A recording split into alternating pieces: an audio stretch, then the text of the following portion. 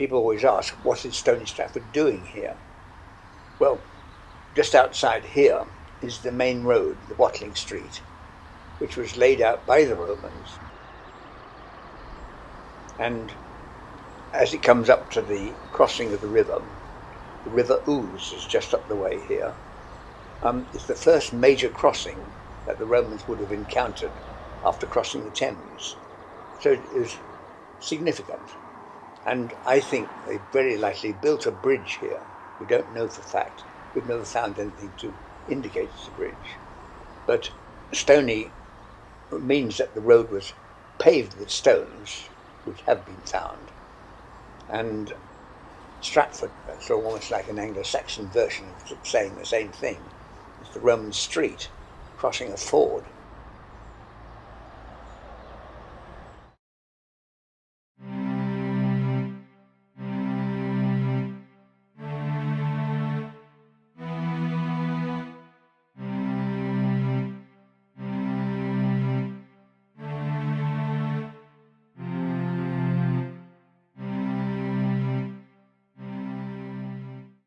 The famous event that took place was the death of the Queen of Edward I, the famous Queen Eleanor.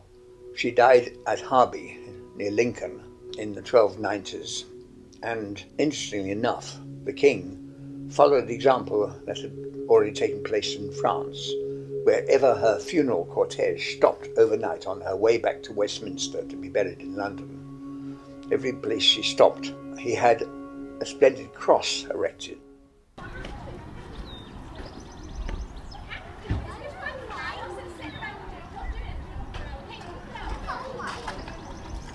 The best one survives probably at Geddington in Northamptonshire.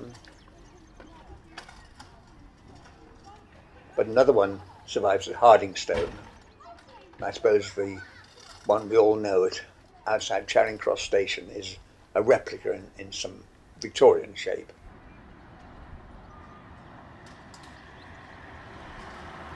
In Stony Stratford, we don't actually know where the cross was erected. This has been a subject of quite a lot of speculation over the years. There was a place down the High Street which has a bronze plaque to show that the Queen Eleanor's cross was here, but we don't think it was there. I think we'll be able to show you another place where there is just a slight evidence of it having been stood there. Foundations have been found of something very large stood in this place, and that's all we know. And even today, with the eye of faith, you can look along the ground and you can see a slight rise in the level of the ground.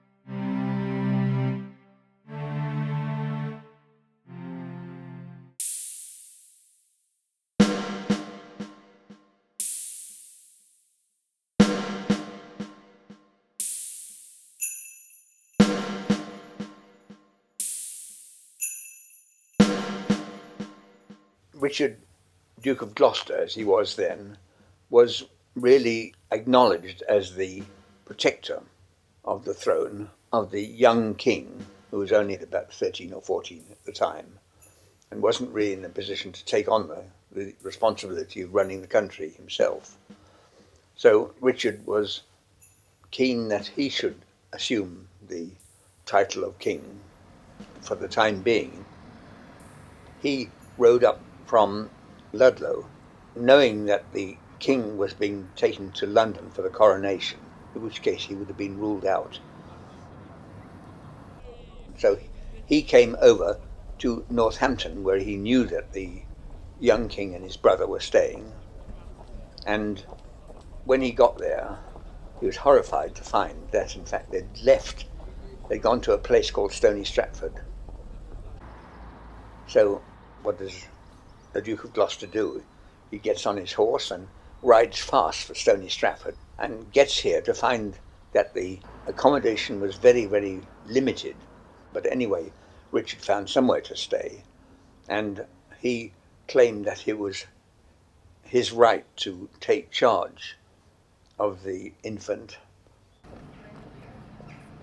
It's generally been accepted that the princes were held at the Rose and Crown at the bottom end of the town.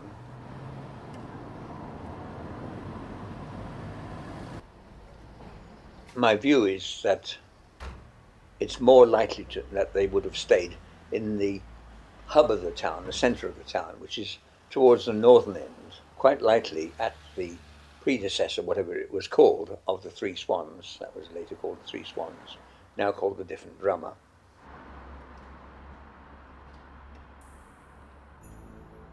There is a room there which has been said to be a room in which the princes were kept.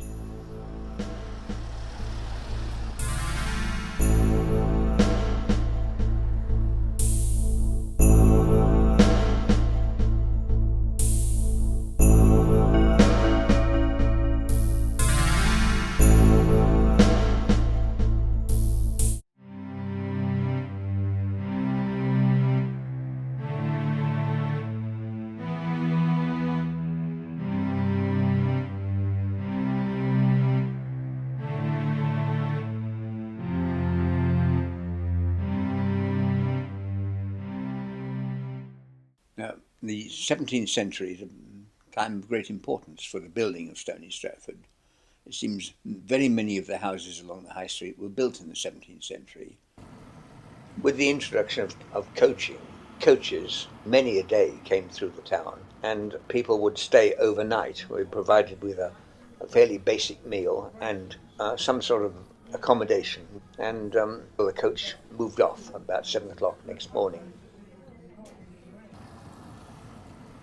The cross keys I've just mentioned certainly goes back to the 17th century, and the old George, further down the high street on this side, is also a 17th century building.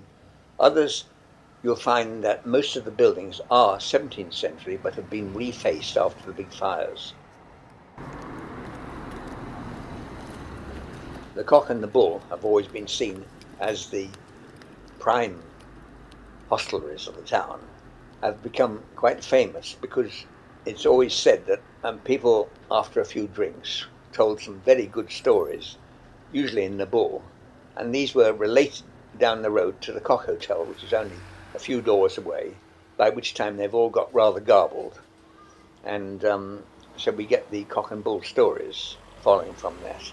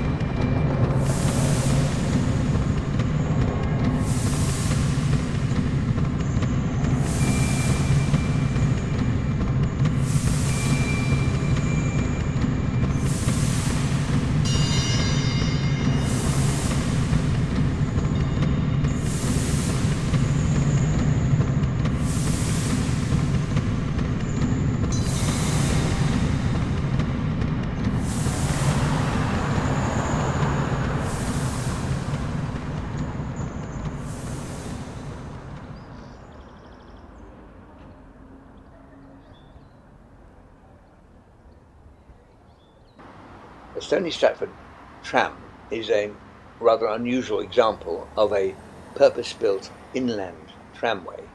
This was a special means of moving large quantities of workers from Stony Stratford and further afield to the railway works at Wolverton. The main terminus for the tram was at the end of Wolverton Road. It lay at the back of the houses on the north side of Wolverton Road, and the main ticket office was the round-shaped building at the end of the high street. That's where the tram started and picked up people. And then I suppose it possibly stopped on the way to Wolverton. Eventually it was extended up the high street, up to the Cock Hotel. And even later it was extended further past the front of this house over to the end of the high street and turned to Dean's Hanger, where no doubt a lot more workers were present at Dean's Hanger.